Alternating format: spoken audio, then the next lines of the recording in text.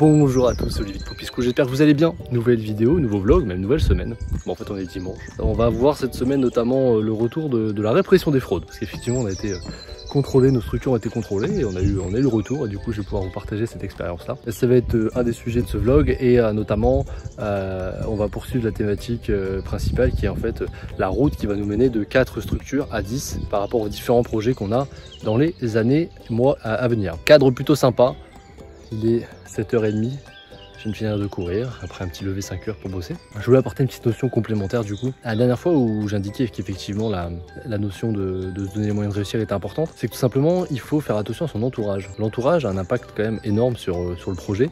Étant donné qu'une micro-crèche c'est un projet long terme qui nécessite une application importante, que ce soit de temps ou financière, bien s'entourer c'est ultra important. Donc entourez-vous de bonnes personnes qui ont soit déjà atteint l'objectif que vous souhaitez, ou soit qui sont dans une logique de vous pousser vers le haut, et plutôt que énormément de personnes qui sont vraiment, qui en fait transforment des inquiétudes en craintes chez vous et qui ensuite vont vraiment vous rabaisser et vous rabaisser dans votre projet sans forcément le vouloir en fait. Ça arrive assez souvent et j'ai beaucoup de porteurs de projets qu'on accompagne qui des fois ont un petit coup de mou parce que tout simplement il y a X ou Y personnes, alors ça peut être de l'entourage proche ou ça peut être même des fois des experts comptables ou des banquiers qui vont les décourager, et puis des fois après un recoup de boost de notre part et de part de la communauté, notamment au travers du groupe privé, ils sont repartis et puis au final ils y arrivent quoi en fait, alors que si ils n'étaient pas entourés, potentiellement ils auraient pu lâcher l'affaire. Donc entourez-vous des bonnes personnes. S'il y a personne dans votre entourage proche, n'hésitez pas à vous entourer au travers de différents groupes sur Facebook ou ailleurs. Prenez contact avec voilà, des personnes qui peuvent vous tirer vers le haut, et c'est une des raisons pourquoi d'ailleurs on a mis en place le groupe privé, parce que franchement 50% du projet c'est peut-être effectivement de la mise en pratique, des dossiers etc, de la mise en place d'actions concrètes,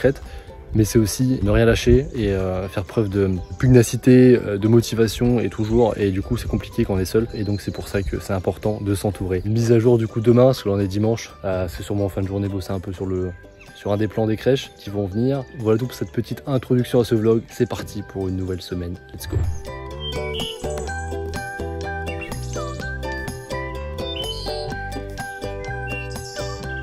Petite vidéo du dimanche soir, parce que j'étais en train de le faire et du coup je souhaitais vous le partager. C'est deux choses que je fais systématiquement le dimanche soir. C'est tout simplement de mettre en place mes objectifs de la semaine pour avancer dans mes différents objectifs principaux et projets en cours, tout simplement. L'idée ici, ça va être de non seulement poser sur papier ou dans une application quelconque que vous souhaitez un objectif, plusieurs objectifs, qui vont vraiment impacter clairement l'évolution de votre projet et qui vont faire avancer au moins d'un pas, et surtout de le planifier, parce que c'est pas tout de l'écrire, il faut planifier quand vous allez pouvoir le faire. Si vous pouvez en mettre plusieurs, tant mieux. Moi j'en ai plusieurs qui ont un réel impact sur mon entreprise tout simplement. Donc je vous conseille évidemment de le faire. Et la deuxième chose, c'est d'atteindre ce qu'on appelle un inbox zéro, tout simplement, c'est faire un point sur sa boîte email pour que, idéalement, dans la mesure du possible bien sûr, vous ayez répondu à l'ensemble de vos mails en cours, que ce soit mail de parents, mail d'organismes officiels, etc. Pour voilà, vous redémarrez la semaine à zéro, que ça soit clean et que vous n'ayez pas ça à penser quand on démarre la semaine. Et surtout que le lundi, les personnes vont relever les emails. Le dimanche, c'est une journée un peu plus calme. Donc stratégiquement, c'est intéressant de répondre le dimanche pour que les mails arrivent en premier le lundi matin lorsque les personnes retournent au travail et consultent leur email. Voilà tout. Maintenant, je m'occupe de ça. Et après, on arrête de bosser et on rattaque demain à 5h. C'est parti. Lundi après-midi, l'objectif de cet après-midi, c'est de clôturer un dossier d'assurance dommage ouvrage. Alors vous savez peut-être pas ce que c'est, du coup je vais vous détailler un petit peu. Une assurance dommage ouvrage, c'est nécessaire lorsqu'on fait une construction d'un bien immobilier, du coup, et notamment d'une crèche, donc ce qu'on est en train de faire, pour obtenir l'accord du prêt. Donc on a d'abord en fait un devis de dommage ouvrage qui doit vous être proposé pour potentiellement obtenir l'accord de prêt. Et une fois que l'accord est obtenu, pour décaisser le prêt, ça fait partie des justificatifs à donner, un justificatif d'assurance dommage ouvrage. Assurance qui coûte quand même assez cher, parce qu'on est sur 8 000 € pour un bien, et du coup c'est nécessaire pour avancer dans le projet. Toutes les banques ne le demandent pas. La banque chez qui on a obtenu le financement nous l'a demandé, donc on a dû le faire. Sauf que c'est une galère ce dossier, il faut toutes les décennales de tous les ouvriers, il faut les signatures de tous les devis, il faut des papiers de partout, de permis de construire, de machin, bref c'est un gros dossier assez chiant. Et donc cet après-midi c'est la mission, c'est de tout leur envoyer, parce que l'architecte m'a renvoyé tous les devis signés, toutes les décennales, permis de construire, etc. Normalement, on a envoyé un dossier déjà en amont et là, ils n'avaient plus qu'à valider, sauf que bien sûr, il manque des petits papiers, on a eu des échanges téléphoniques, bref. Pas mal d'appels aussi avec des porteurs de projets qui avancent très bien sur leur projet, plusieurs crèches qui vont ouvrir sur la métropole lilloise, du côté de Lyon, et même un porteur de projet près de Pau qui va en ouvrir peut-être 3 assez rapidement. Donc voilà, ça avance, une bonne dynamique, des crèches qui vont ouvrir un peu partout avec Poupy School. On vous en fera profiter, vous verrez, on ira les filmer, etc. Vous verrez tout ça. Voilà pour cet après-midi, c'est l'objectif principal. Sujet du jour, c'est quoi? C'est tout simplement, on s'est fait contrôler par la répression des fraudes, par la direction départementale de la protection de la population, plus exactement, qui ont vérifié en fait l'ensemble de nos contrats, règlements de fonctionnement, devis, factures, etc. C'est une étude qui fait au niveau national et ils choisissent au hasard des structures d'accueil, donc on a été sélectionnés. Et moi, c'est toujours tant mieux, je suis hyper ouvert à ces choses-là parce qu'en fait, ça nous pousse tout simplement à mieux faire et à avoir en fait des documents qui soient les plus adaptés, un fonctionnement qui soit le plus adapté avec la loi et tant mieux, plus on est carré, mieux c'est. Donc on a été contrôlé, donc on a une personne qui est venue, un contrôleur très sympa qui est venu, qui a contrôlé l'ensemble des documents, qui nous a posé plein de questions, qui a fait voilà toute une déposition, etc. Il a étudié tout ça et du coup on a reçu après le récapitulatif au travers d'un avertissement. En fait, c'est la première étape, quand ils ont des choses à dire, ils vous mettent un avertissement pour dire voilà, il faut modifier ces choses-là, etc. Et du coup, là concrètement aujourd'hui, la mission c'est effectivement de modifier nos contrats, des petits détails qui font que ça permet d'être en adéquation avec le code de la consommation principalement. Hop, si je prends du coup les documents, je vous donne deux, trois pistes sur lesquelles des choses qu'on nous a demandé, alors rien de très grave en soi, mais par exemple, ça peut intéresser du monde, mais notamment dans nos devis. Alors c'est une chose qu'on avait modifiée, on n'est pas forcément remis, mais en fait on est passé d'une tarification à l'heure au forfait. Et effectivement, dans nos devis, du coup, on parlait de forfait et plus de tarif horaire. Il fallait obligatoirement en fait avoir la notion de tarif horaire. Bon, ça c'est quelque chose qui était logique, mais qu'on avait juste enlevé. Il nous était demandé également de mettre les coordonnées du médiateur à la consommation dedans. D'ailleurs, c'est une thématique de vidéo qu'on va aborder justement sur la notion de médiateur à la consommation, également la notion tout simplement de répression des fraudes. On en parlera plus en détail. C'est pour ça que je ne vais pas tout vous dire dans le vlog. Il n'y a pas forcément d'intérêt, mais c'est pour vous donner des idées. Et après, ils considéraient des clauses qui pouvaient être considérées abusives par rapport à la non-réciprocité de certaines clauses du contrat. Notamment, en fait, notre possibilité, nous avait indiqué dans nos contrats qu'on avait la possibilité de mettre fin à un contrat si il y avait un non-paiement de la part du parent au bout de X relances. Sauf qu'en fait, du coup, on indiquait que les 2 mois de préavis restaient dus. Mais étant donné qu'en fait, on n'accueille plus l'enfant, c'est ce qui était indiqué, sous-entendu dans le règlement, parce que le parent ne paye plus, on ne peut pas dire que si on n'accueille plus, donc on ne répond plus à notre obligation de service, on ne peut pas exiger les 2 mois de préavis en contrepartie. Donc voilà, c'est des clauses qui étaient en fait abusives par rapport à cette non-réciprocité du coup du fait qu'on n'accueillait plus l'enfant puis on voulait le faire payer. Donc c'était pas logique. Donc on a modifié tout ça, voilà, en adéquation avec le retour de la direction départementale de la protection de la population. Et comme ça, c'est tant mieux. Et en plus, on en fait profiter toute notre communauté, les personnes qu'on accompagne avec quelque chose qui est encore plus carré, malgré qu'il avait déjà été contrôlé par avocat, par PMI. Mais vous voyez, on peut toujours améliorer les choses. Donc voilà tout pour cette partie sur la répression des fraudes. Maintenant, ce qui va être sympa, c'est que j'ai reçu le plan maîtrisé du local qu'on avait visité dans la vidéo précédente. Du coup, on va pouvoir valider la faisabilité de ce local en créant le plan tout simplement. Voilà tout pour ça, je vous filmerai justement la création du plan en question. Bonne journée! Chose promis, chose due, là l'objectif ça va être du coup de partir en fait du plan que m'a envoyé le propriétaire du local qu'on a vu dans le précédent vlog. Ici il a rajouté en fait les cotes sur le plan pour me permettre d'estimer en fait la faisabilité. Alors l'idée c'est pas de créer un plan définitif tout de suite, mais surtout de créer un plan après travaux pour valider la faisabilité du fait de transformer ce local en micro-crèche tout simplement. Du coup c'est parti, on va créer un nouveau plan sur Cozy Casa. Nouveau plan ici, le plan côté est ici. On va s'arranger pour réussir à le reproduire.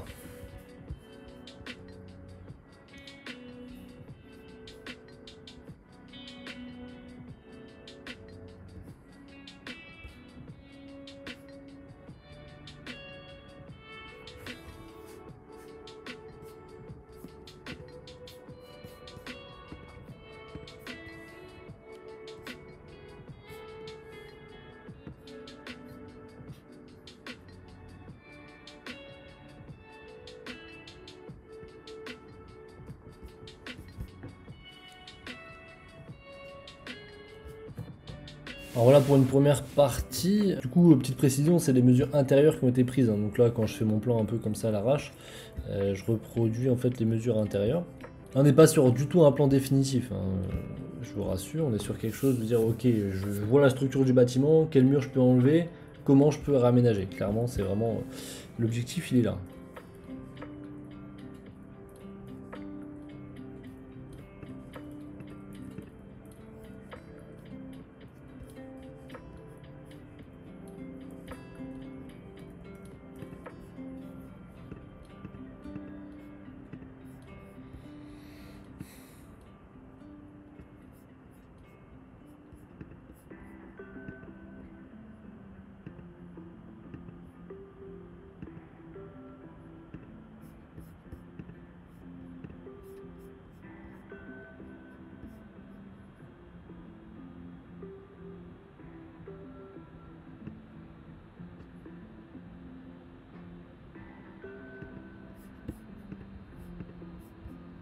Alors voilà pour la petite présentation du plan temporaire, je suis encore en réflexion. Mais donc l'idée, les parents rentrent ici, ils ont un couloir ensuite, un sas pour aller jusqu'à la salle de vie. Il ferait 50 mètres carrés avec une salle snoozelène attenante. Au début j'avais mis la salle de pause là, mais en fait je me suis dit ouais mais il n'y a pas de fenêtre. Du coup là au final petite salle snoozelène en plus, donc c'est sympa. Accès direct à la cuisine via l'entrée pour le fournisseur alimentaire. On reprend la réflexion. Ok, donc du coup les chambres elles sont à l'arrière, c'est ça le truc qui m'embête un petit peu, mais en même temps il y en a plein qui ont à l'étage quoi. Donc si on arrive à avoir des chambres à l'étage, on peut avoir des chambres à l'arrière. Je sais que dans des crèches ça se fait. Bon, moi ce qui est cool c'est qu'elles sont au calme. Dans l'idée ça ferait ça. Du coup, le parent il peut rentrer ici, il y aurait les casiers etc. Ensuite il passe par ici pour aller en salle de vie avec ici barrière et ici une porte. Salle snoozelène en plus de la salle de vie, un petit espace sympa qui sera dans le noir du coup. Accès de l'entrée vers la cuisine, là il faudra mettre des portes pour la livraison alimentaire. Salle de change attenante à la salle de vie avec une buanderie à l'arrière. Pour les siestes, en fait, l'équipe peut passer par là. Ici, ça sera une barrière. Comme ça, il y a quand même un petit peu de sonorité qui passe si les enfants pleurent entre les vérifications de sieste. Accès dans les chambres qui font plus de 13 mètres carrés, donc c'est bien pour même le passage à 12. Salle de pause au fond, ce qui me permettra d'avoir une fenêtre ici, il y a des fenêtres ici, il y a des fenêtres ici. Le seul point faible, là, c'est à la rigueur peut-être la salle de change qui est un peu petite. À voir si on peut tout décaler un petit peu. Mais voilà pour une première version avec les problématiques du local. On va encore l'optimiser, on va chercher plus de rangement, on va voir un peu comment on peut faire autrement. Là, c'est juste un premier jet dans un premier temps. Voilà pour ce premier jet.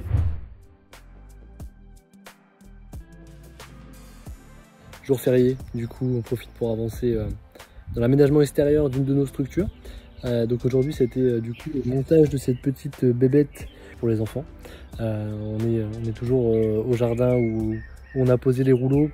Vous voyez, ça a commencé à bien prendre. Bon, il s'est passé que j'ai pas assez arrosé suite à la pause, donc ça va un peu cramer, mais ça va, on a bien rattrapé le coup en arrosant beaucoup avec un peu d'engrais. Et donc ici, après l'idée, je vais vous montrer. Ici du coup, donc là c'est le jardin des enfants. Ici, on a la chenille qu'on va mettre dedans. Il y aura des maisons, etc. Il y aura plein de trucs sympas. Celle-là, elle va bouger. Et ici, du coup, ça va être tous les potagers, en fait. On va faire 4 carrés potagers pour les enfants. À chaque fois, je pense, dans chaque potager, mettre uniquement, en fait, un monoproduit, genre que des fraises ou que des tomates cerises. Enfin, voilà, tout ce qui peut intéresser les enfants. Et ici, vous voyez, tout ce qui est ce côté-là. Hop. Côté-là et ce côté-là, ça va être vraiment tout le côté pour les employés avec les 2 tables et également du coup des parasols et tout. Donc voilà, pour qu'ils puissent se poser dehors. Également hamac, parce qu'en règle générale on met des hamacs dans nos crèches parce que les équipes aiment bien ça, pouvoir se poser dedans, même si des fois les pauses sont courtes, c'est toujours ça de prix au soleil. Et aussi un petit barbecue parce qu'on aime bien en faire avec l'équipe. Alors dernièrement on n'a pas pu en faire beaucoup, mais on veut vraiment le refaire. Et dans chaque structure il y a un barbecue pour pouvoir aller de temps en temps le midi et en faire pour l'équipe tout simplement. Hop. La barrière, c'est réparé, c'était la mission du jour. Effectivement, dans l'entretien, il y a aussi ces petites choses-là à prévoir. Aujourd'hui, on va mettre fin à ce nouveau vlog. La dernière chose sur laquelle je voulais échanger avec vous, c'était la petite mauvaise nouvelle qu'on avait eue par rapport à un projet de crèche qu'on avait potentiellement. On avait un super projet d'une micro-crèche à Lille même, avec potentiellement un cabinet à côté de sage-femme, de puéricultrice, de psychologue, etc. C'est eux qui nous avaient contactés parce qu'en fait ils achetaient un super grand local et ils voulaient potentiellement implanter une micro-crèche. Sauf que visiblement, il y a un de leurs investisseurs qui les a lâchés et du coup, potentiellement, plus de projet. Donc voilà, ce projet qui aurait pu être la 9e structure dans l'ordre d'ouverture des prochaines, ça tombe à l'eau. Comme quoi, comme je vous l'ai dit dans le vlog précédent, ça arrive, c'est normal, on a des faux espoirs. Quand il y a des opportunités, il faut tout faire pour les saisir, il faut être réactif, il faut mettre toutes ses chances de son côté pour essayer de tout simplement réussir à saisir l'opportunité, puis du coup ouvrir sa crèche. Mais des fois, ça marche pas. Et des faux espoirs, ça arrive à la première, comme ça arrive à la 6e, la 7e, la 8e. Donc c'est normal. Et encore une fois, pour y arriver, tout simplement, il faut rien lâcher.